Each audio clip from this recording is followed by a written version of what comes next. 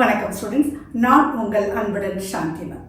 இந்த வீடியோவில் நம்ம ஒரு வித்தியாசமான ட்ரிக்கை யூஸ் பண்ணி அது மூலமாக எப்படி ஒரு ரிடாக்ஸ் பேசிக் மீடியத்தில் ஒரு ரியாக்ஷன் நடந்ததுன்னா அதை பேலன்ஸ் பண்ணுறது எப்படி அப்படிங்கிறத பார்க்க போகிறோம். ஆனால் Olaf, Rapunzel and Belle all enjoy original hot chocolate. இந்த 4 பேரும் உங்களுக்கு சின்ன வயசுலேருந்தே உங்களுடைய ஃப்ரெண்ட்ஸாக இருக்கிறாங்க இல்லையா?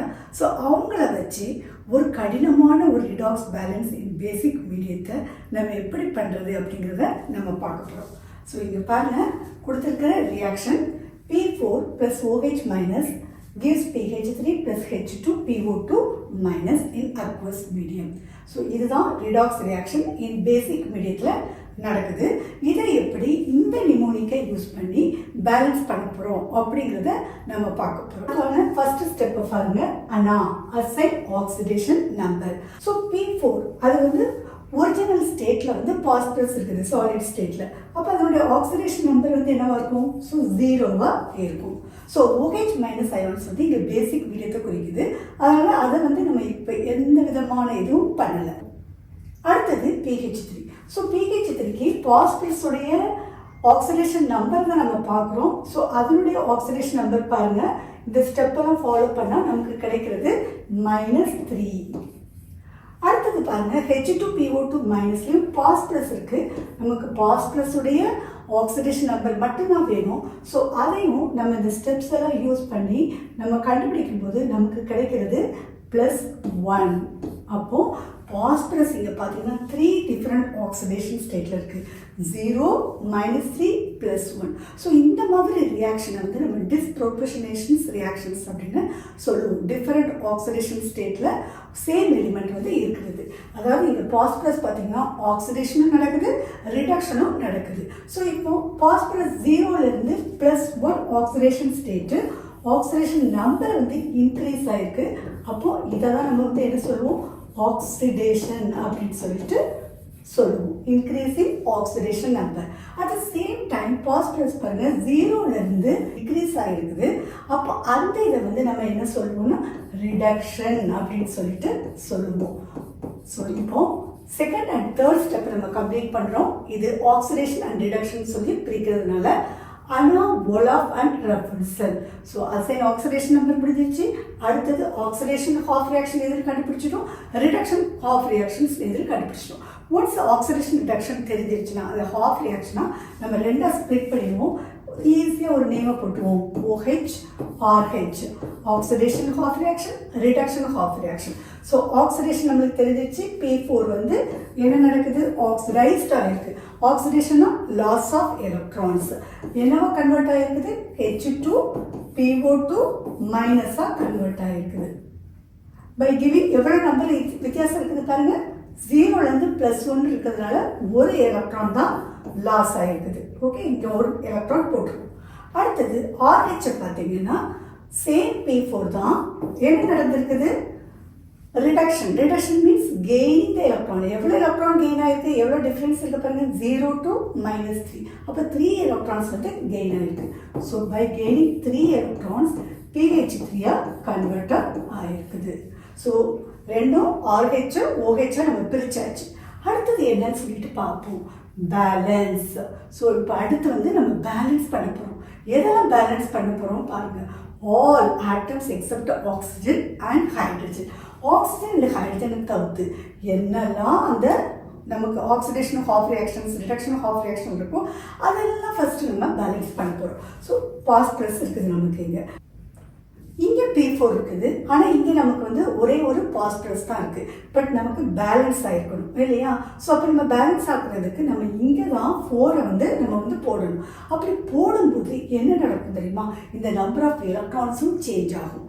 ஏன்னா ஒரு பாஸ்பரஸ் சேஞ்சுக்கு தான் நமக்கு ஒரு எலக்ட்ரான். பட் இப்போ நமக்கு 4 பாஸ்பரஸ் நமக்கு இந்த சைடு மாறி இருக்கிறதுனால நம்ம இதையும் 1 கட் பண்ணிவிட்டு 4 எலக்ட்ரான்ஸ் போட்டுருணும். அதே மாதிரி இந்த சைடு நீங்கள் பார்த்தீங்கன்னா பாஸ்பரஸ் இங்கேயும் நமக்கு இங்கே P4 இருக்குது. ஆனால் இங்கே ஒரே ஒரு P தான் இருக்குது. ஸோ இங்கேயும் நம்ம 4 PH3 போடுறோம். அப்போ 3 எலக்ட்ரான்ஸ் இருக்கும்னு நினைக்கிறீங்களா? எவ்வளோ எலக்ட்ரான்ஸ் இருக்கும்? ஒரு பாஸ்பரஸ்க்கு 3 எலக்ட்ரான். பட் இங்கே நம்மளுக்கு எவ்வளோ பாசிபிள்ஸ் ஆயிருக்கு 4. So 4 3s are 12 electrons. இப்போது நமக்கு 12 எலக்ட்ரான்ஸ் வருது. இப்போ ஒரு விஷயம் என்ன தெரியுமா, ஒரு ரிடாக்ஸ் ரியாக்ஷனில் எப்போவுமே எலக்ட்ரான்ஸ் வந்து கெயின் ஆகும், எலக்ட்ரான்ஸ் வந்து லூஸ் ஆகும் இல்லையா. ஆனால் ரிடாக்ஸ் ரியாக்ஷனில் அப்படி கெயின் ஆகுறதும் லூஸ் ஆகுறதும் ஈக்குவலாக இருக்கும். அதாவது என்ன தெரியுமா, 12 எலக்ட்ரான்ஸ் வந்து இந்த இடத்துல ரிடக்ஷனில் இருக்குதுன்னா சேம் 12 எலக்ட்ரான்ஸ் இங்கே வந்து யூஸ்டப் ஆகிருக்கணும். ஆனால் இங்கே அப்படி ஆகிருக்குதா பாருங்கள், இங்கே அப்படி ஆகலையே, 4 எலக்ட்ரான்ஸ் தான் இருக்குது.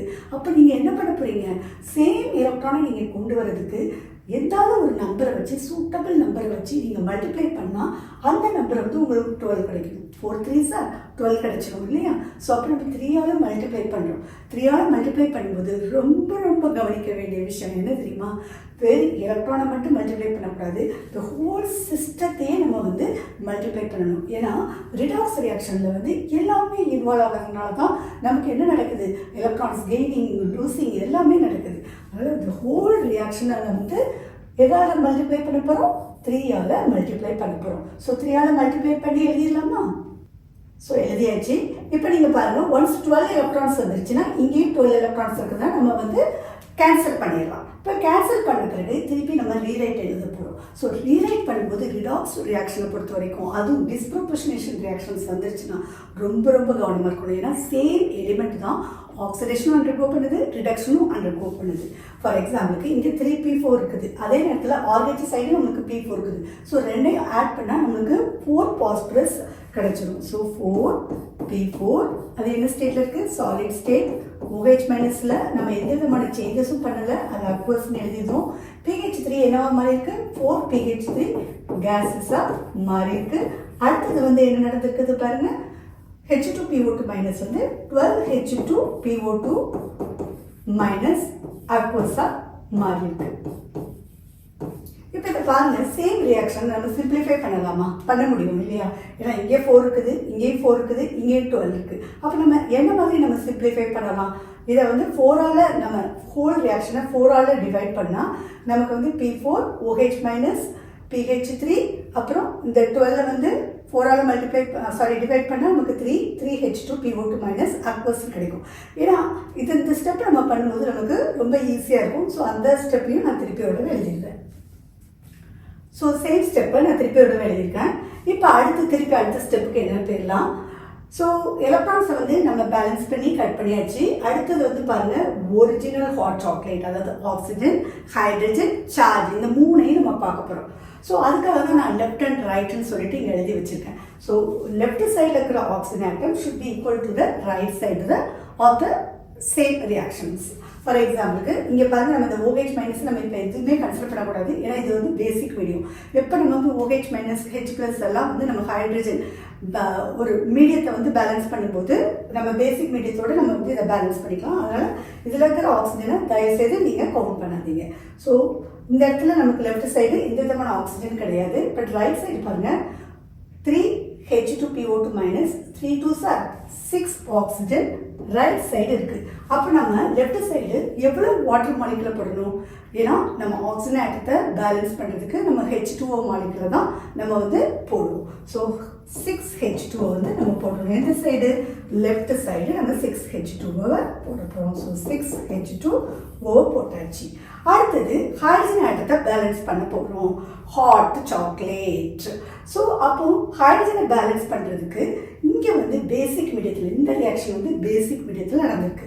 ஸோ அதனால நம்ம ஹைட்ரஜனை பேலன்ஸ் பண்ணும்போது H+ அண்ட் OH மைனஸ்னு கொடுக்கலாம், இல்லாட்டி H2Oன்னு கொடுக்கலாம். ஆனால் இங்கே நமக்கு ஆல்ரெடி OH மைனஸ் கொடுத்துருக்கிறதுனால நம்ம H+ OH மைனஸ் அயான்ஸ்னு போடுறோம்.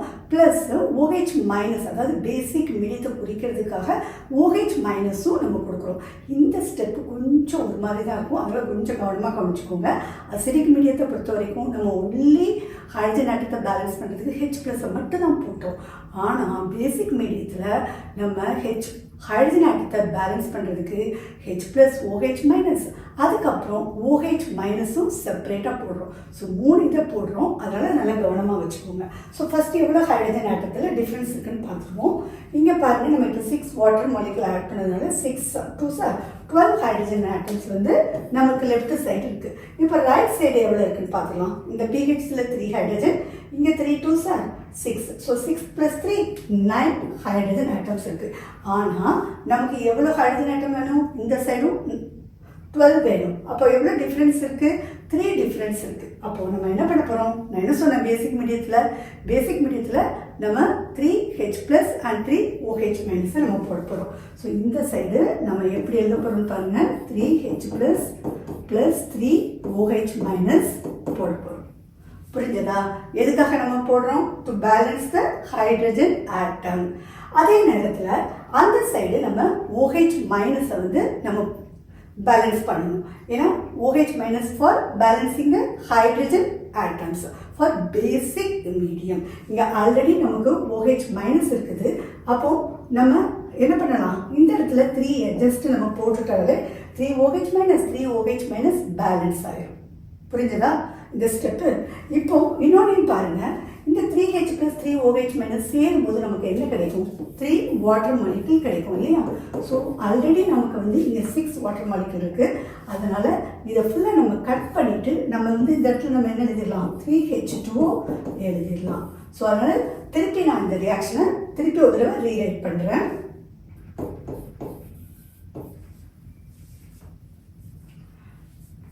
ஸோ திருப்பி ஒரு நான் ரீரைட் பண்ணியிருக்கேன். இப்போ அடுத்தது லாஸ்ட் ஸ்டெப்புக்கு வந்துட்டோம், சார்ஜ், அதாவது சாக்லேட்.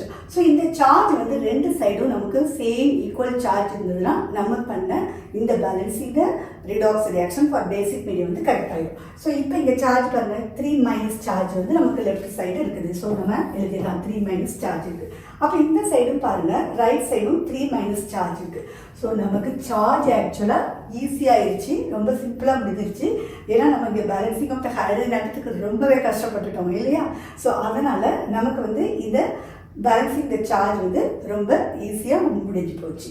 ஸோ இதுதான் கம்ப்ளீட்டாக கரெக்டான ஒரு balancing the redox reaction for நம்ம எடுத்துக்கிட்ட ஒரு ரியாக்ஷனுக்காக கொடுக்கப்பட்ட ரியாக்ஷனுடைய பேலன்சிங் த ரியாக்ஷன்ஸ். ஸ்டூடெண்ட்ஸ், ஒரு நிமிஷம், எங்கே போகிறீங்க? ஹாட் சாக்லேட் குடிக்கிறதுக்கு தானே போகிறீங்க. ஹாட் சாக்லேட் குடிக்கிறதுக்கு முன்னாடி இந்த வீடியோவுக்கு ஒரு லைக்கும் ஒரு கமெண்ட்டும் கொடுத்துட்டு போங்க. தேங்க்ஸ் ஃபார் வாட்சிங்.